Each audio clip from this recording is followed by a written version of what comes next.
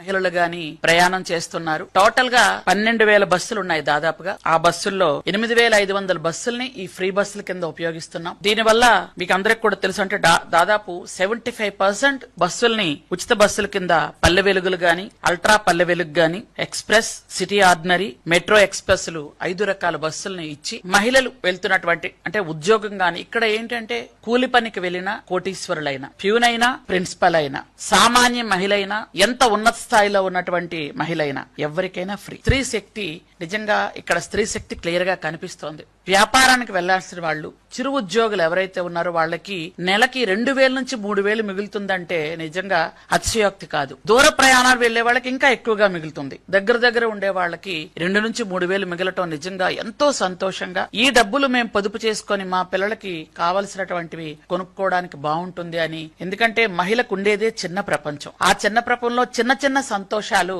వాళ్ళకి ఎంతో ఆనందాన్ని ఇస్తాయి. మీకు అందరికీ తెలుసా విషయం. కాబట్టి ఇవన్నీ మనం చేసుకుంటూ వెళ్తున్నాం.